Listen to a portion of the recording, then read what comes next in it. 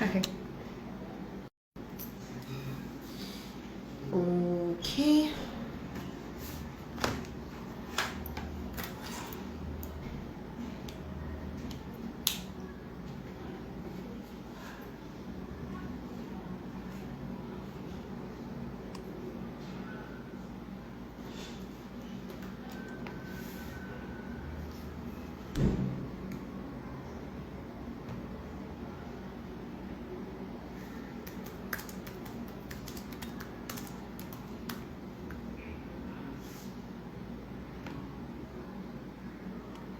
Hello, good morning or good afternoon. Hi, apologies for the last interruption that we had. I think hi, Floreshua.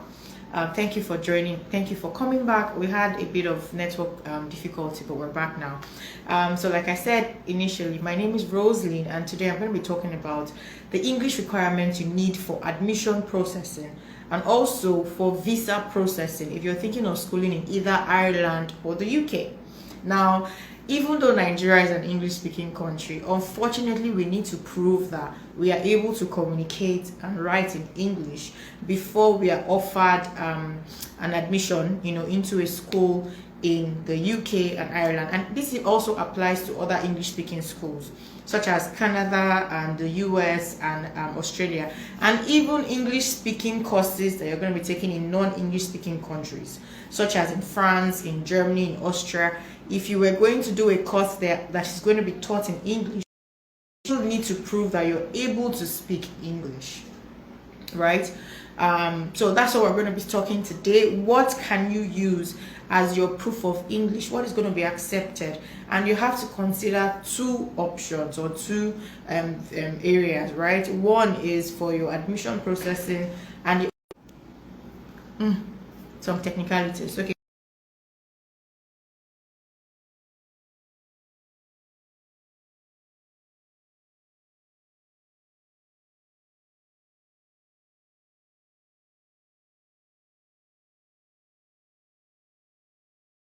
Council to actually cancel the Ielts Test or English requirement for people who are looking to study in the UK. Why?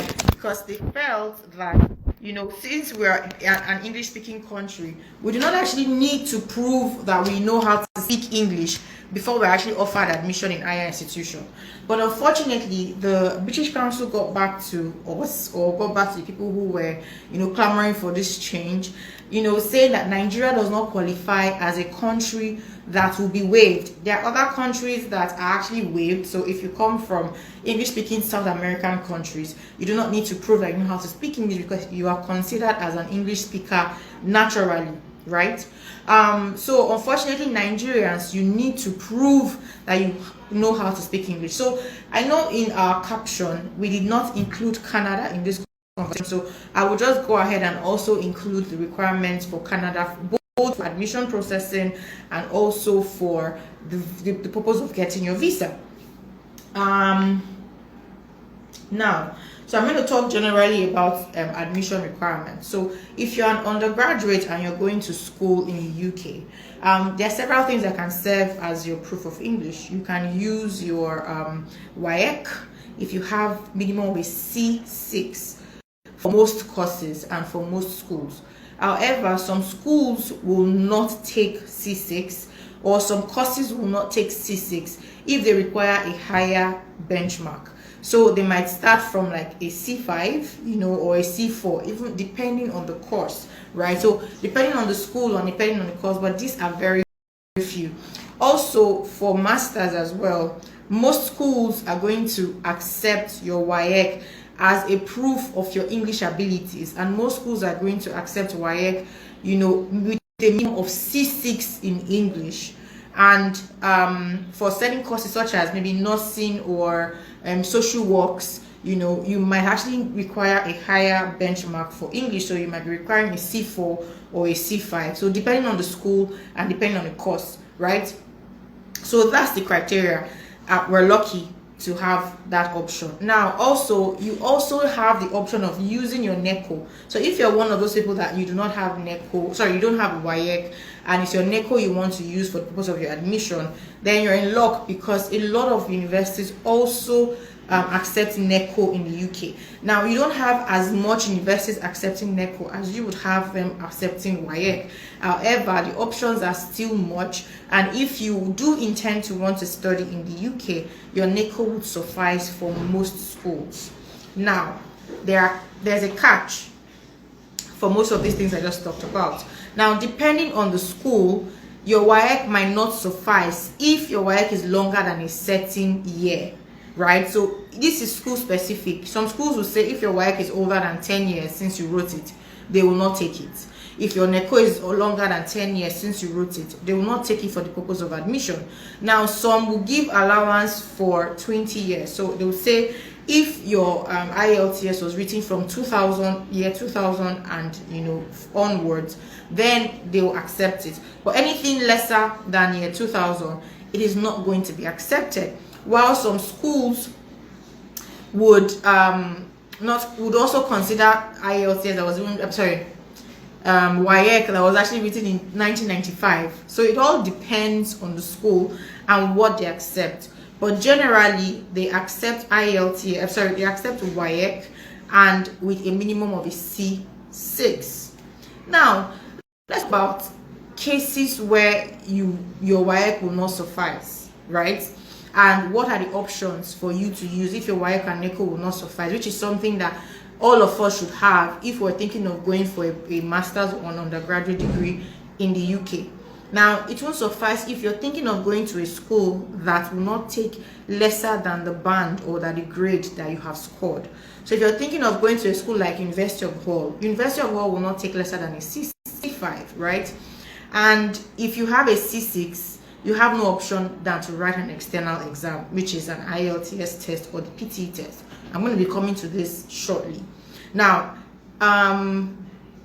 another reason again is if it is older than the length of time that the school has specified.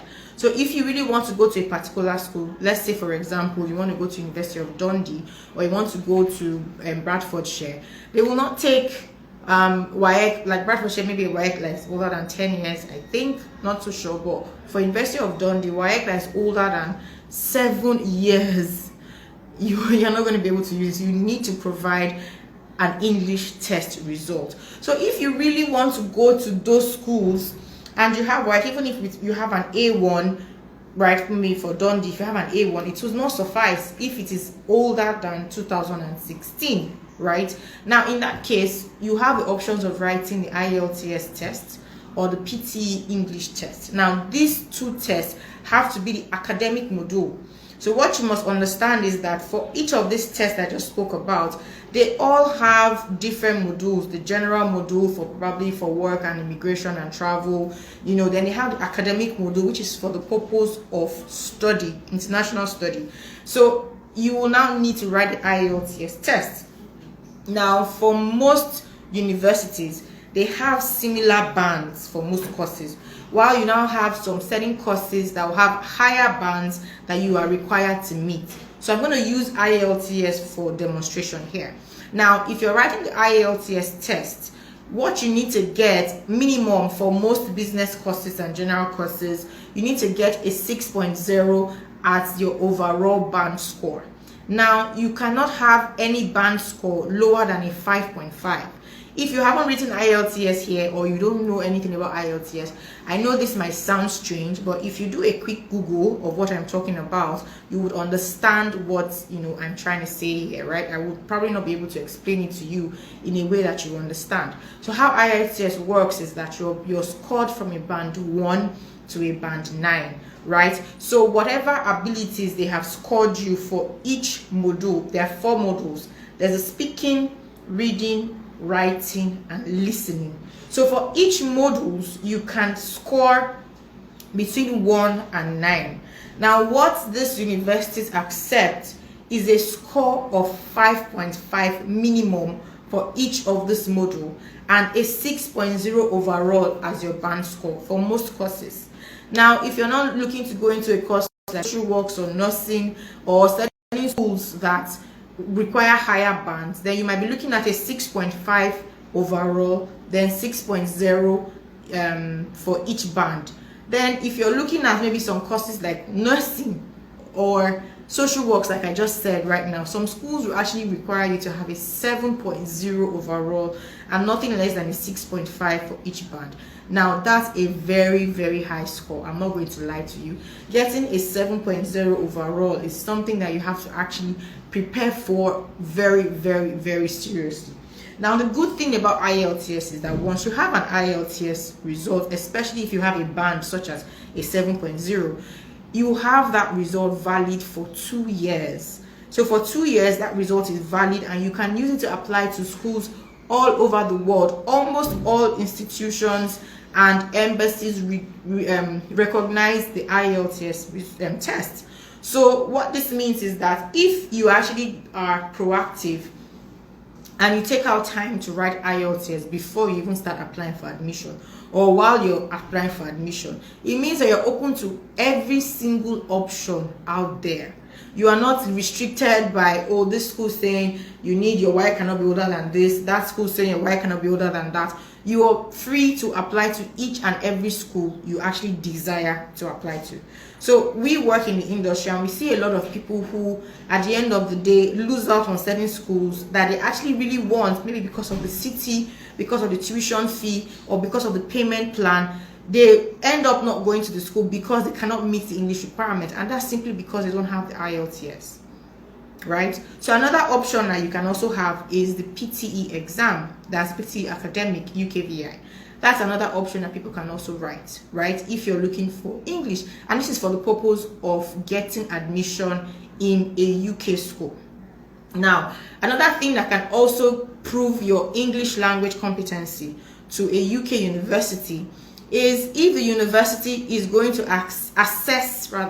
if they're going to assess your English capabilities through a testament, either from your previous higher educational institution. So if you're going for a master's, some schools might say, okay, get an official letter from your previous school, your undergraduate school, and let them certify or attest to the fact that the mode of teaching was entirely or mostly done in English, and you were taught in English, your exam were written in English, right? So if your school attests to that, some universities will take it in combination with your WAEC, right? So if your WAEC is too old or you don't get a particular score, while some other schools will actually take, if you're currently working, right, they will take an attestation from your employer attesting that you're working and the mode of communication at your work is in English, both in writing and in speaking. But there are very few schools that does this, and what comes off my head as I'm speaking of this is like University of Harriet Watt University in Scotland. So they are a university that if your wife is older than 10 years, they will take an attestation either from your company or from your university, testifying to the fact that you are being taught in English and your mode of communication, is English. So that option is not very, very, available to a lot of people. And I see a lot of people coming to me that already have offers, conditional offers from universities. They're like, oh, I applied myself to this school. I applied with my wife. I applied with my NECO. Oh, I have an offer, but the condition is give us an IELTS.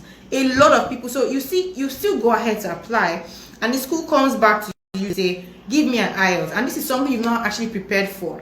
Now you have a deadline to meet. You need to, and if you're being asked to write an IELTS, obviously you don't know what you're going to score once you write the exam, right? You cannot go ahead to pay your school fees. And if you don't go ahead to pay your school fees, there's a deadline. Once that deadline has gone, you're not able to process your CAS, and it means that you might actually lose out on that offer for that particular session. We've had people actually lose out because of this, because they're either not preparing. So even if you're going to be applying without your, meeting English requirements, one thing I would advise is already start preparing, already start reading for your IELTS. It takes a minimum of 3 weeks of very, very intensive study for you to make a band 6, 7 in Ielts academic. It is not a joke, right? It is actually not a joke. Ielts academic is not something that you can just waltz in, write it, and beat your chest and say. You might score high maybe in speaking, but your writing will be like 5.0, of which no school will take 5.0. You might score high in listening, but score low in reading. So you have 4 modules, and you need to pass the 4 modules at the barest minimum. Do you get? So you need to take it seriously if you really want to make the session, that's the academic session that you have been, offered an admission in. Do you get?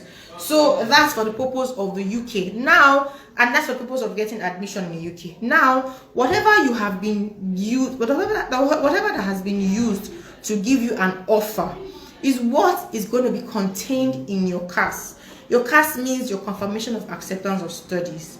This is a document you're going to eventually get from the school or used to certify that you meet the minimum English requirement for the purpose of your study. Because let me tell you, there are people who have gotten offers, luckily, get to the UK, at the border, they are interviewed, because sometimes they pick at random to interview people, to find out, okay, you're coming for study, why are you coming to study here, what's the course about, what are you going to do with this course once you're done, are you going to return to your country, things like that. So the border, right? So you've packed all your loads and everything, and then at the border, they turn you back, right? There's several other reasons anyways, but one reason that actually turn people back or actually doubt your capability is your ability to speak and communicate in English, which is why they take this thing very seriously. So when you're applying for your visa, you need your CAS. This is your CAS that gives you the sponsorship to be able to apply for your visa. On that CAS statement, they are going to state what has been used to evaluate your English. If it's your WAEC, if it's the school attestation, if it's Ielts Test, if it's work attestation, if it's your NECO. Now, you must include these documents during your application process. So when you're doing your visa, you must upload it. If you don't upload it, you can get denied, right? It's a possibility, not a sure thing, but it's a possibility that you get denied if you do not provide the document that was used in evaluating your English language competency. So that's for the UK. Now I'm going to be coming to Ireland. Once I'm done with Ireland, I'm going to talk about Canada, right? So for Ireland, very interesting. Ireland would recognize your WAEC. Some schools also recognize your NECO. However, right, you do not need, for most schools, not all, and then for most courses as well, you do not need to write the Ielts test or the Duolingo test. Why? Because the schools will rate you themselves and certify that you're able to, speak enough English and write enough English for you to come and study in Ireland. But for the purpose of getting your visa, you need an English test. Your WAEC will not suffice. Your NECO will not suffice. You need to provide an English test. Now, the good thing about Ireland, that I would say is slightly better than what you find in the UK, is that Ireland accepts Duolingo. I don't know if anybody here has heard about Duolingo. Duolingo is cheaper in terms of the cost. Duolingo is less than $50, while Ielts is 83,000, right? Duolingo is also online. Ielts, you have to actually physically go to the examination center test and then physically have someone interview you to ascertain your speaking capabilities. So even if you're able to speak, a lot of people are very tensed to face someone and defend their ability to speak. That's why you find that some people might score high in the other papers where they have to write it down, and then in their speaking they are scoring really low because they were tensed, stammering, stuttering, and saying Do you get? So but for Duolingo, you don't have all of that. Everything is done on your computer.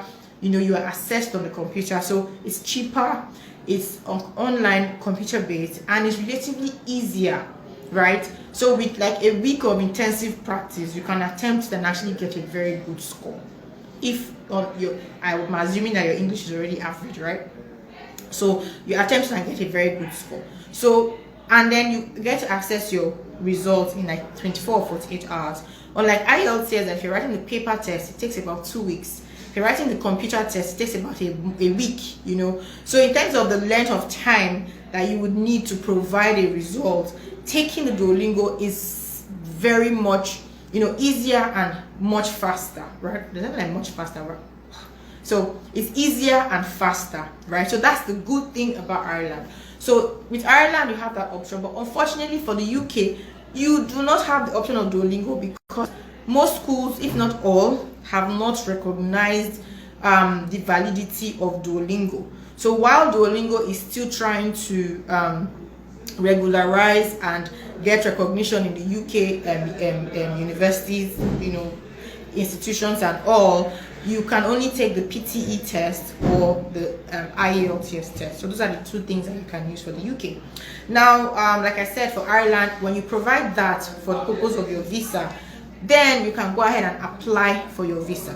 If you do not provide an English test, which is a Duolingo test, TOEFL or Ielts for your Ireland visa, you get denied. This one I'm telling you for sure. Unlike the UK where I'm like, okay, 50-50.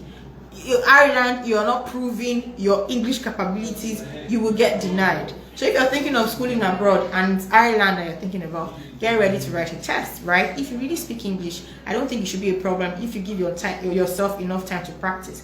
And if it's something you're thinking about, why not start practicing 3 months ahead so that you're ready when that time comes, right?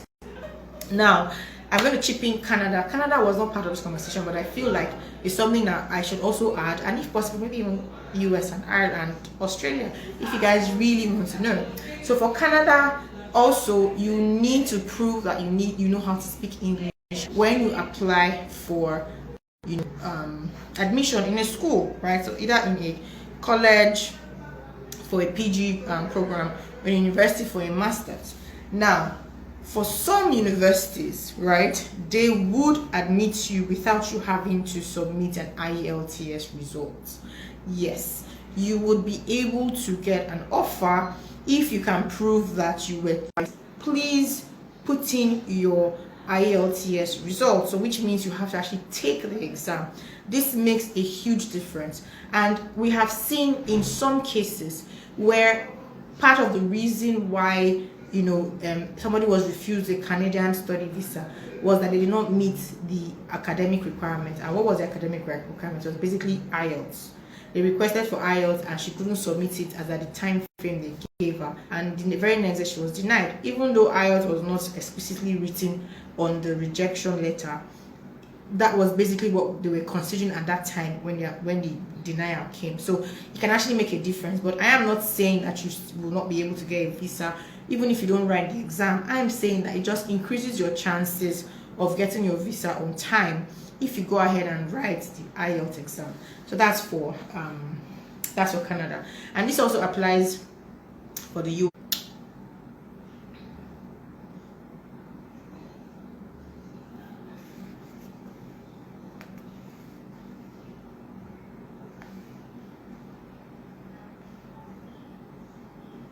Okay, so one thing I haven't mentioned about is that you actually have the option of writing the exam with schools in the UK. Yes, so some schools have their internally administered English examination. So a school like Birmingham City University, for instance, if you don't meet their English requirement, you don't have to write Ielts. And I think their exam is about 50 something pounds. I cannot remember the exact figure. So if you really want to go to BCU and you know that, okay, it's just BCU, which is in Birmingham. Birmingham is an amazing city, second to London. Like, it's the biggest city after London. Same opportunities, but just lesser living costs. So just imagine you're getting all the advantages of London and lesser disadvantage, which is what you can do is they will offer you their own internally administered English, which is considerably more how will I say it? I think it will be easier.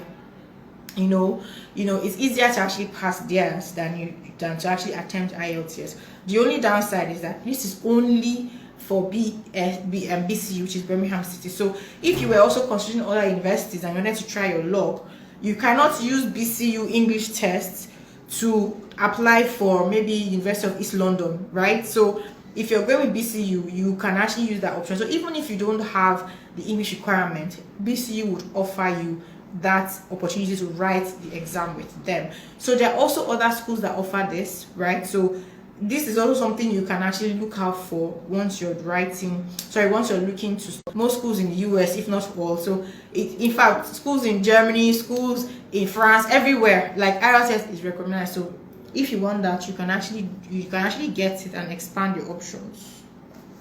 And how long are the results valid for? So these externally administered tests are valid mostly for 2 years. So the Ielts, Duolingo, PTE, they are valid for 2 years, right? So for the period of 2 years after you have written it, that is how long it is valid for. So if you write it this year and you end up not going to school, you can also use it the next year. But anything other than that, then you might have to write it again. So that is the end of my talk about English requirements. I know this might not seem very serious, but it is very serious because we have an offer, but on the condition that you have to fulfill certain criteria, right? Now, those criteria might be easy, might be hard. Easy in the sense that they might ask for your CV, an updated CV. They might ask you for maybe your international passport. If you're still in the process of getting it, you just wait for it to be out. They can ask you for maybe an updated statement of purpose, or if you used another official transcript to get your offer, they might ask you for your official transcript. So things like that, things that you can actually work out to get. So those are easy. Now, the ones that are not easy is when you're asking for English requirement, which is IELTS. And IELTS is not something that you just go and write. You need to prepare for it. If not, you're going to be wasting money. 83,000 naira is something that most people should just do once. So if you're writing it once, twice, 3 times, just to get the band score, imagine how much you're spending. Do you get? So a lot of people get offers, and the offer comes with this condition, and they end up not going for it, either because they do not want to write the exams, or they write the exam, they do not get the minimum score that the school had actually requested for. So it's actually a very serious subject when you're considering studying in these universities, rather in these countries I just spoke about. Please consider your options very wisely, and if you want to do that, you can definitely contact us. So I'm going to be going into the questions now. If you have questions, please drop them, and I'm going to be attending to them.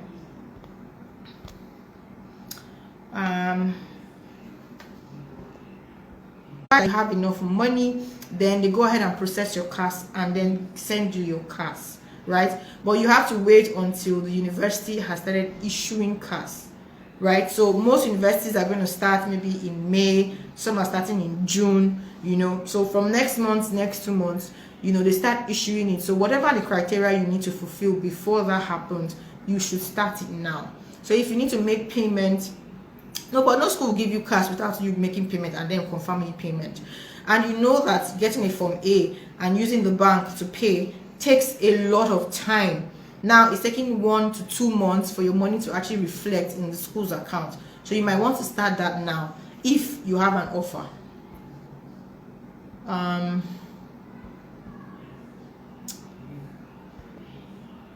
Okay, if not, hi King Louis. Thanks for waving. So do we have questions? Please post them.